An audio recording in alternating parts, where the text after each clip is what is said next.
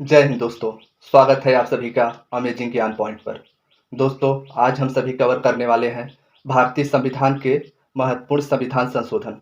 दोस्तों, previous year में यहाँ से क्वेश्चंस भर भर के पूछे गए हैं और आगामी परीक्षा में भी आपसे क्वेश्चंस बहुत ही ज़्यादा यहाँ से पूछे जाएंगे।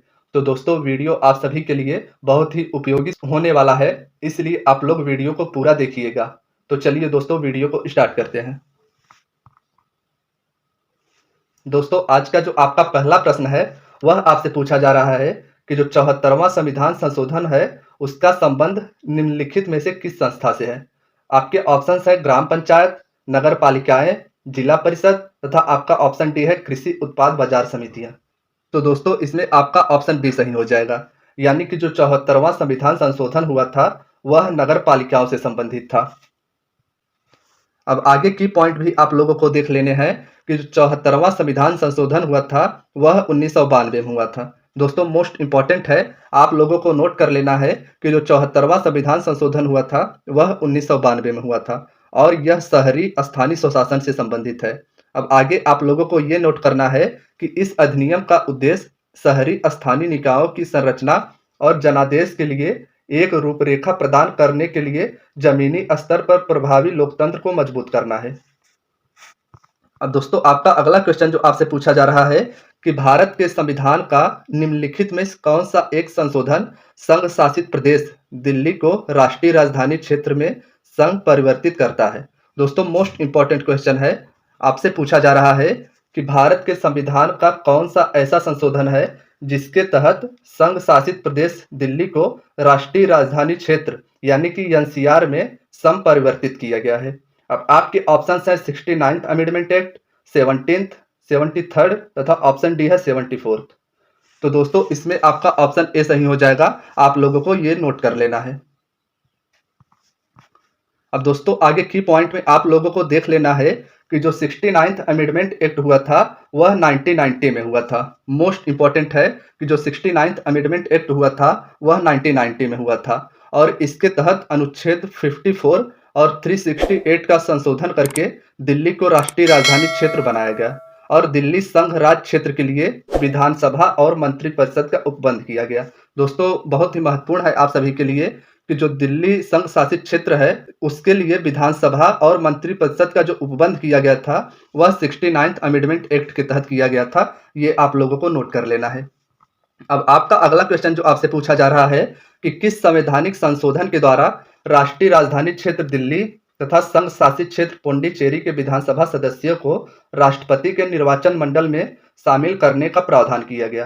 दोस्तों, मोस्ट इंपॉर्टेंट क्वेश्चन है, आपसे पूछा जा रहा है कि किस संवैधानिक संशोधन के द्वारा राष्ट्रीय राजधानी क्षेत्र दिल्ली और संघ शासित क्षेत्र पुडुचेरी के विधानसभा सदस्यों को राष्ट्रपति के निर्वाचन मंडल में शामिल होने का प्रावधान किया गया। अब दोस्तों, आपके ऑप्शन है 69th, 17th, 71st तथा ऑप्शन डी है आपका 73rd। तो दोस्तों, आप लोगों को नोट कर लेना है कि जो 17th अमेंडमेंट एक्ट हुआ था इसके तहत दिल्ली और संघ शासित क्षेत्र पुडुचेरी के विधानसभा के सदस्यों को राष्ट्रपति के निर्वाचन मंडल में शामिल करने का प्रावधान किया गया था। दोस्तों, आपसे अगला क्वेश्चन पूछा जा रहा है कि किस संवैधानिक संशोधन के द्वारा संविधान की 8वीं अनुसूची में 3 भाषाओं मणिपुरी, नेपाली और कोंकणी को शामिल किया गया। दोस्तों, मोस्ट इंपॉर्टेंट क्वेश्चन है, आप सभी को नोट करना है कि आपसे पूछा जा रहा है कि किस संवैधानिक संशोधन के द्वारा संविधान की 8वीं अनुसूची में 3 भाषाओं मणिपुरी, नेपाली और कोंकणी को शामिल किया गया। अब आपके ऑप्शन है 21वां, 52वां, 71वां तथा ऑप्शन डी है 97वां। तो दोस्तों, आप लोगों को नोट कर लेना है कि जो भारतीय संविधान का 71वां संविधान संशोधन था इसके तहत संविधान की 8वीं अनुसूची में 3 भारतीय भाषाओं को मणिपुरी, नेपाली और कोंकणी को शामिल किया गया। अब दोस्तों, आप लोगों को की पॉइंट भी देख लेना है, जो 71st अमेंडमेंट एक्ट हुआ था वह 1992 में हुआ था। इस संविधान संशोधन के तहत 8वीं अनुसूची में कोंकणी, नेपाली, मणिपुरी भाषा को सम्मिलित किया गया। दोस्तों, आगे आपको ये भी नोट करना है कि जो भारतीय भाषाओं का उपबंध किया गया है वह भारतीय संविधान के 8वीं अनुसूची में किया गया है। आप लोगों को ये नोट कर लेना है। अब आपका अगला क्वेश्चन जो आपसे पूछा जा रहा है कि भारत के संविधान के 73वें संशोधन का संबंध है आपके ऑप्शंस हैं केंद्र राज्य संबंध से, सर्वोच्च न्यायालय की शक्तियों से, संसद सदस्यों के वेतन तथा विशेषाधिकारों से, ऑप्शन डी है आपका पंचायती राज व्यवस्था से। तो दोस्तों क्वेश्चन जो आपसे पूछा जा रहा है कि भारत के संविधान का 73वां संशोधन किससे संबंधित है? इसमें जो आपका सही आंसर हो जाएगा वह हो जाएगा ऑप्शन डी, यानी कि भारतीय संविधान का 73वां संशोधन पंचायती राज व्यवस्था से संबंधित है। अब दोस्तों आगे की पॉइंट भी आप लोगों को देख लेने हैं। जो 73rd अमेंडमेंट एक्ट हुआ था वह 1992 में हुआ था। आप लोगों को नोट कर लेना है जो 73rd अमेंडमेंट एक्ट हुआ था वह 1992 में हुआ था और इसके अंतर्गत संविधान में 11वीं अनुसूची जोड़ी गई थी। दोस्तों आप लोगों को यह भी नोट कर लेना है जो 73rd अमेंडमेंट एक्ट हुआ था इसके तहत संविधान में 11वीं अनुसूची जोड़ी गई और इस संशोधन के द्वारा संविधान में भाग 9 भी जोड़ा गया तथा इसमें अनुच्छेद 243 ए से लेकर अनुच्छेद 243 के ओ तक जोड़ा गया। आप लोगों को यह भी नोट कर लेना है। अब आपका अगला क्वेश्चन आपसे पूछा जा रहा है कि किस संविधान संशोधन अधिनियम द्वारा लोकसभा तथा विधानसभा की सीटों की संख्या में वर्ष 2026 तक कोई परिवर्तन न करने का प्रावधान किया गया है? अब आपके ऑप्शन है 83rd, 84th, 86 तथा आपका ऑप्शन डी है 92nd। तो दोस्तों आपको ध्यान देना है कि जो आपसे क्वेश्चन में पूछा जा रहा है कि किस संविधान संशोधन अधिनियम द्वारा लोकसभा तथा राज्य की विधानसभाओं की सीटों की संख्या में वर्ष 2026 तक कोई परिवर्तन न करने का प्रावधान किया गया है। तो दोस्तों आप लोगों को नोट कर लेना है कि जो भारतीय संविधान का 84th अमेंडमेंट एक्ट था इसके तहत लोकसभा तथा विधानसभा की सीटों की संख्या में 2026 तक कोई परिवर्तन न करने का प्रावधान किया गया है। अब आपसे अगला क्वेश्चन पूछा जा रहा है कि भारतीय संविधान के किस संशोधन अधिनियम द्वारा 6 से 14 वर्ष के सभी बच्चों के लिए शिक्षा के अधिकार को मूल अधिकार बनाया गया? आपके ऑप्शन हैं 84th, 86th, 92nd तथा ऑप्शन डी है आपका 100th। तो दोस्तों क्वेश्चन आप लोगों को बहुत ही ध्यान से पढ़ना है। आपसे पूछा जा रहा है कि भारतीय संविधान के किस संशोधन अधिनियम द्वारा 6 से 14 वर्ष के सभी बच्चों के लिए शिक्षा के अधिकार को मूल अधिकार बनाया गया? तो दोस्तों इसमें आपको ये ध्यान देना है कि जो भारतीय संविधान का 86th अमेंडमेंट एक्ट था इसके तहत शिक्षा को मौलिक अधिकार में जोड़ा गया। अब आगे की पॉइंट भी आप लोगों को देख लेना है कि जो 86th अमेंडमेंट एक्ट था इसे सन 2002 में पारित किया गया और इस संशोधन अधिनियम द्वारा देश के 6 से लेकर 14 वर्ष तक के बच्चों के लिए अनिवार्य और निःशुल्क शिक्षा को मौलिक अधिकार के रूप में मान्यता देने संबंधी प्रावधान किया गया। और आगे आप लोगों को ये भी ध्यान देना है कि इसे अनुच्छेद 21 के क के अंतर्गत संविधान में जोड़ा गया है।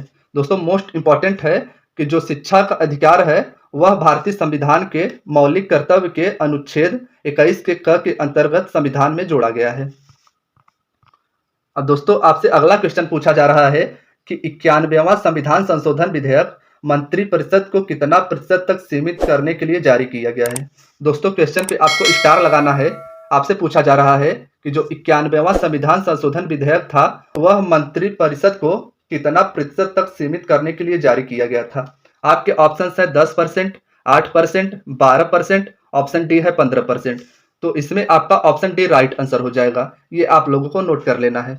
अब आगे की पॉइंट में आप लोगों को देख लेना है कि जो 91st अमेंडमेंट एक्ट हुआ था वह सन 2003 में हुआ था। मोस्ट इंपॉर्टेंट है। अब आगे आप लोगों को यह ध्यान देना है कि केंद्र तथा राज्य में मंत्रिपरिषद की सदस्य संख्या क्रमशः लोकसभा एवं विधानसभा की सदस्य संख्या का 15% होगा। आप लोगों को यह भी नोट कर लेना है। अब दोस्तों आपसे अगला क्वेश्चन पूछा जा रहा है कि किस संविधान संशोधन अधिनियम द्वारा अनुसूचित जनजातियों हेतु एक पृथक राष्ट्रीय आयोग की स्थापना का प्रावधान किया गया है? दोस्तों क्वेश्चन आप लोगों को एक बार और देख लेना है। आपसे पूछा जा रहा है कि किस संविधान संशोधन अधिनियम द्वारा अनुसूचित जनजाति यानी कि शेड्यूल्ड ट्राइब्स हेतु एक पृथक राष्ट्रीय आयोग की स्थापना का प्रावधान किया गया है? आपके ऑप्शंस हैं 86th, 89th, 91st तथा ऑप्शन डी है आपका 92nd। तो इसमें आपका ऑप्शन डी सही हो जाएगा। ये आपको नोट कर लेना है। अब दोस्तों आपसे अगला क्वेश्चन पूछा जा रहा है 104वां संविधान संशोधन विधेयक किससे संबंधित था? दोस्तों मोस्ट इंपॉर्टेंट है। आप लोगों को स्टार लगाना है। क्वेश्चन पे पूछा जा रहा है कि जो 104वां संविधान संशोधन था यह किससे संबंधित था? अब आपके ऑप्शंस हैं कुछ राज्यों में विधान परिषद के निर्माण से, ऑप्शन बी है भारत के बाहर रहने वाले भारतीय मूल के लोगों के लिए द्वैध नागरिकता आरंभ करने से। ऑप्शन सी है निजी शिक्षा संस्थानों में सामाजिक तथा आर्थिक दृष्टि से पिछड़े वर्गों के लिए कोटा प्रदान करने से। तथा आपका ऑप्शन डी है केंद्र सरकार के अधीन नौकरियों पर धार्मिक अल्पसंख्यकों के लिए कोटा प्रदान करने से। तो दोस्तों इसे आप लोगों को नोट कर लेना है कि इसमें आपका ऑप्शन सी सही हो जाएगा। तो दोस्तों इसे आप लोगों को नोट कर लेना है कि जो भारतीय संविधान का 104वां संविधान संशोधन था वह निजी शिक्षा संस्थानों में सामाजिक तथा आर्थिक दृष्टि से पिछड़े वर्गों के लिए कोटा प्रदान कर देने से संबंधित था। अब आपसे अगला क्वेश्चन पूछा जा रहा है 124वें संशोधन विधेयक 2019 का संबंध किससे है। दोस्तों आपके ऑप्शन है 3 तलाक, एयर इंडिया का निजीकरण, ऑप्शन सी है जीएसटी तथा ऑप्शन डी है आपका आरक्षण। तो दोस्तों इसमें आपका ऑप्शन डी सही हो जाएगा, ये आप लोगों को नोट कर लेना है। यानी कि 124वें संशोधन विधेयक का जो संबंध है वह आरक्षण से संबंधित है। अब आगे की पॉइंट भी आप लोगों को नोट कर लेना है कि लोकसभा में सामान्य वर्ग के आर्थिक रूप से कमजोर वर्गों को नौकरियों एवं शिक्षण संस्थाओं में 10% आरक्षण करने के लिए 124वां संविधान संशोधन विधेयक 2019 को पारित किया गया। अब आपसे अगला क्वेश्चन पूछा जा रहा है कि अनुच्छेद 21 के ए को किस संवैधानिक संशोधन अधिनियम के द्वारा लाया गया था। दोस्तों मोस्ट इंपॉर्टेंट क्वेश्चन है, आपसे पूछा जा रहा है कि जो 21 ए अनुच्छेद है उसे किस संवैधानिक संशोधन अधिनियम के द्वारा लाया गया था। अब आपके ऑप्शन है 93rd, 85th, 73rd तथा ऑप्शन डी है आपका 86th। तो दोस्तों इसमें आपका डी सही आंसर हो जाएगा, आप लोगों को ये नोट कर लेना है।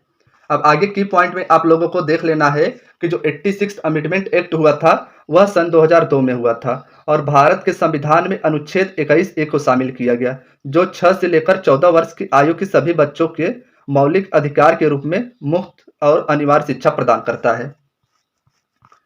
अब दोस्तों आपका अगला क्वेश्चन जो आपसे पूछा जा रहा है कि 1992 के 74वें संशोधन अधिनियम के द्वारा भारतीय संविधान में कौन सा भाग जोड़ा गया। अब आपके ऑप्शन है 9A, 9, 9C तथा ऑप्शन डी है 9B। तो दोस्तों इसमें आप लोगों को नोट कर लेना है कि जो 1992 का 74वां संविधान संशोधन था इसके तहत भारतीय संविधान में भाग 9 के ए को जोड़ा गया, यानी कि इसमें आपका ऑप्शन ए सही हो जाएगा। अब की पॉइंट आप लोगों को देख लेना है कि जो 74वां संविधान संशोधन हुआ था वह 1993 में हुआ था और इस संशोधन के अंतर्गत संविधान में 12वीं अनुसूची शामिल की गई थी। दोस्तों मोस्ट इंपॉर्टेंट है, आप लोगों को नोट कर लेना है कि जो 74वां संविधान संशोधन 1993 में हुआ था इसके अंतर्गत संविधान में 12वीं अनुसूची शामिल की गई थी और इसमें नगर पालिका, नगर निगम और नगर परिषदों से संबंधित प्रावधान किए गए हैं और इस संशोधन के द्वारा संविधान में भाग 9 क को जोड़ा गया। अब दोस्तों आपसे अगला क्वेश्चन पूछा जा रहा है कि भारतीय संघ से किसी राज्य को पृथक होने को प्रतिबंधित किया गया है।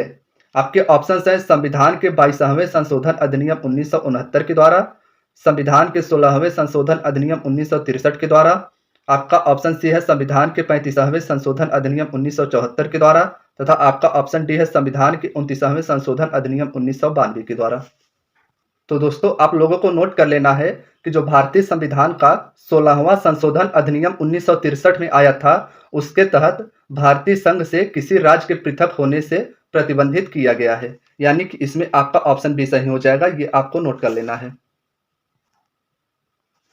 अब आपका अगला क्वेश्चन जो आपसे पूछा जा रहा है कि निम्नलिखित संविधान संशोधन अधिनियमों में से किस एक के अंतर्गत भारत के संविधान की 8वीं अनुसूची में 4 भाषाएं जोड़ी गई जिनमें उसकी संख्या बढ़कर 22 हो गई।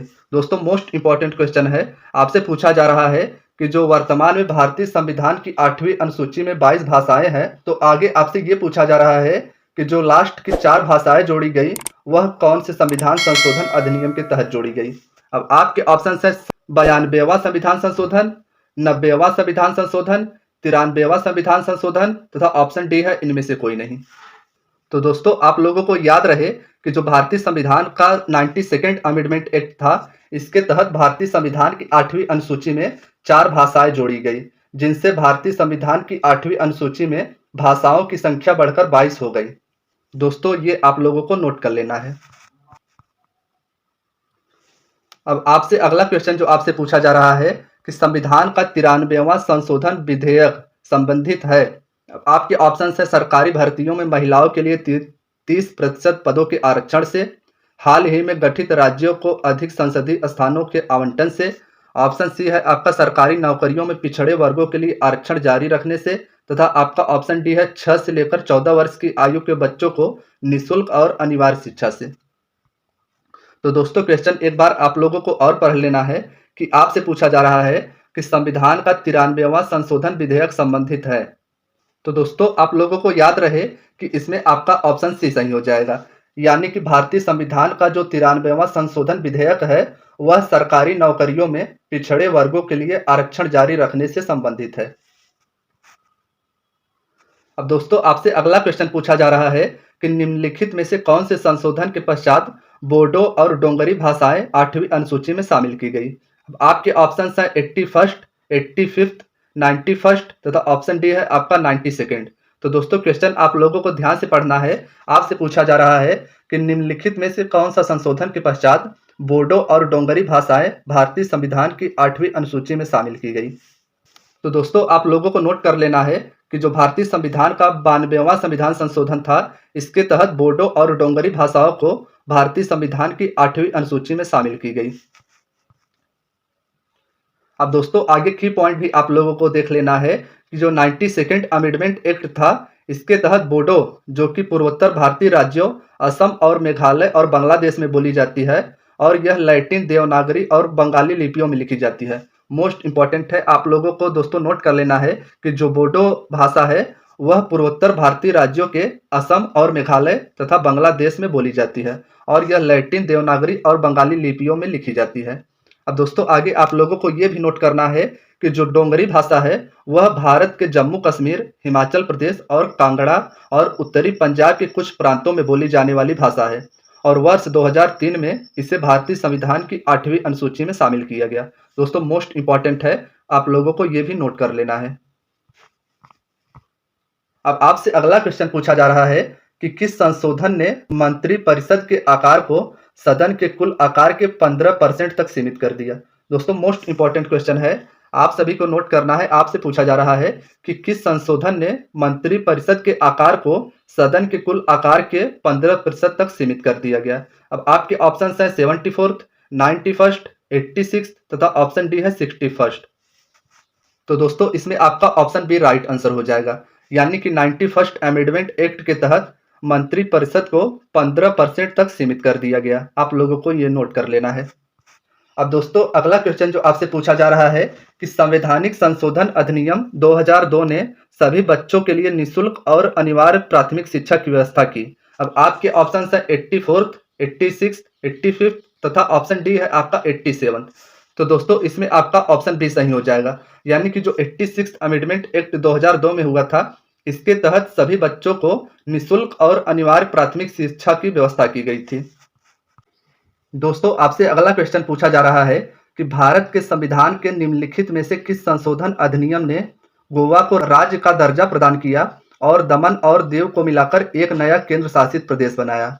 अब आपके ऑप्शन है 23वां संविधान संशोधन, 56वां संविधान संशोधन, 67वां संविधान संशोधन तथा ऑप्शन डी है आपका 45वां संविधान संशोधन। तो दोस्तों इसमें आपका ऑप्शन बी सही हो जाएगा, ये आप लोगों को नोट कर लेना है, यानी कि भारतीय संविधान के 56वें संविधान संशोधन अधिनियम के द्वारा भारत के गोवा राज्य को राज्य का दर्जा प्रदान किया गया और दमन और दीव को मिलाकर एक नया केंद्र शासित प्रदेश बनाया गया। दोस्तों आपसे अगला क्वेश्चन आपका पूछा जा रहा है कि भारत के संविधान में 10वीं अनुसूची को किस संशोधन के माध्यम से जोड़ा गया। आपके ऑप्शन है 52वां, 42वां, 53वां तथा ऑप्शन डी है आपका 43वां। तो दोस्तों इसमें आपका ऑप्शन ए सही हो जाएगा, यानी कि जो भारतीय संविधान का 52वां संविधान संशोधन था, इसके तहत भारत के संविधान में 10वीं अनुसूची को जोड़ा गया। दोस्तों आपका अगला क्वेश्चन है कि किस संवैधानिक संशोधन अधिनियम के तहत संविधान की प्रस्तावना को संशोधित किया गया था। आपके ऑप्शन हैं 6th, 52nd, 44th तथा ऑप्शन डी है आपका 42nd।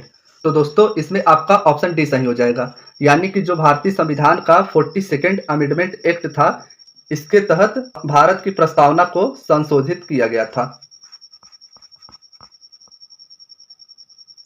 अब दोस्तों आपका अगला क्वेश्चन जो आपसे पूछा जा रहा है कि किस संशोधन ने राष्ट्रपति के लिए संवैधानिक संशोधन विधेयकों पर अपनी सहमति देना अनिवार्य कर दिया गया। दोस्तों क्वेश्चन आप लोगों को एक बार और पढ़ लेना है। आप सभी से पूछा जा रहा है कि किस संविधान संशोधन ने राष्ट्रपति के लिए संवैधानिक संशोधन विधेयकों पर अपनी सहमति देना अनिवार्य कर दिया। अब आपके ऑप्शन है 24th, 44th, 58th तथा ऑप्शन डी है आपका 28th। तो दोस्तों आप सभी को याद रहे कि जो भारतीय संविधान का 24th अमेंडमेंट एक्ट था, इसके तहत राष्ट्रपति को संवैधानिक संशोधन विधेयकों पर अपनी सहमति देना अनिवार्य कर दिया गया, यानी कि इसमें आपका ऑप्शन ए सही हो जाएगा। अब दोस्तों की पॉइंट भी आप लोगों को देख लेना है कि जो 24वां संविधान संशोधन था, इसने मौलिक अधिकारों में संशोधन करने के लिए संसद की शक्ति में वृद्धि कर दी। दोस्तों मोस्ट इंपॉर्टेंट है कि जो भारतीय संविधान का 24वां संशोधन था, इसके तहत फंडामेंटल राइट्स में संशोधन करने के लिए संसद की शक्ति में वृद्धि कर दी और संसद संविधान की मूल संरचना को बदले बिना अनुच्छेद 368 के तहत संविधान में संशोधन कर सकती है। अब दोस्तों आपसे अगला क्वेश्चन पूछा जा रहा है कि प्रत्येक संसदीय बैठक का पहला घंटा किस लिए होता है। दोस्तों आपके ऑप्शन है व्यवस्था का प्रश्न, धन विधेयक पर चर्चा, ऑप्शन सी है प्रश्नकाल तथा ऑप्शन डी है आपका शून्यकाल। तो दोस्तों आप लोगों को ध्यान रहे कि जो भारतीय संसद का पहला घंटा होता है वह मुख्यतः प्रश्नकाल का होता है, यानी कि इसमें आपका ऑप्शन सी सही हो जाएगा। अब दोस्तों आगे की पॉइंट भी आप लोगों को देख लेना है कि सामान्यतः लोकसभा की बैठक का पहला घंटा प्रश्नों के लिए होता है और इसे ही प्रश्नकाल कहते हैं, यानी कि आपको ये ध्यान देना है जो भारत की लोकसभा की बैठक का पहला घंटा होता है वह सामान्यतः प्रश्नों के लिए होता है और उसे प्रश्नकाल कहते हैं, और शून्यकाल प्रश्नकाल के तुरंत बाद का समय शून्यकाल के रूप में जाना जाता है और आवश्यक सार्वजनिक महत्व के मामलों को इस घंटे के दौरान उठाया जाता है। अब दोस्तों आपका अगला क्वेश्चन जो आपसे पूछा जा रहा है कि लोकसभा चुनाव में मतदान करने के लिए न्यूनतम आयु क्या है। आपके ऑप्शन है 15 वर्ष, 17 वर्ष, 18 वर्ष तथा ऑप्शन डी है 16 वर्ष। तो दोस्तों इसमें आपका ऑप्शन सी राइट आंसर हो जाएगा, यानी कि लोकसभा के चुनाव में मतदान करने के लिए न्यूनतम आयु जो सीमा रेखा है वह 18 वर्ष है। अब दोस्तों आपसे अगला क्वेश्चन जो पूछा जा रहा है कि किस संवैधानिक संशोधन ने पंचायती राज संस्थाओं को संवैधानिक दर्जा प्रदान किया। आपके ऑप्शन है 86 संविधान संशोधन अधिनियम 2002, 71 संविधान संशोधन अधिनियम 1992, 73 संविधान संशोधन अधिनियम 1992 तथा ऑप्शन डी है 92 संविधान संशोधन अधिनियम 2003। तो दोस्तों इसमें आपका ऑप्शन सी सही हो जाएगा, यानी कि जो भारतीय संविधान का 73वां संविधान संशोधन 1992 था, इसके तहत पंचायती राज संस्थाओं को संवैधानिक दर्जा प्रदान किया गया। अब दोस्तों की पॉइंट भी आप लोगों को देख लेना है, जो 73वां संविधान संशोधन हुआ था वह 1992 में हुआ था और इसके अंतर्गत संविधान में 11वीं अनुसूची जोड़ी गई और इसके पंचायती राज संबंधी प्रावधानों को भी सम्मिलित किया गया था और इस संशोधन के द्वारा संविधान में भाग 9 को जोड़ा गया।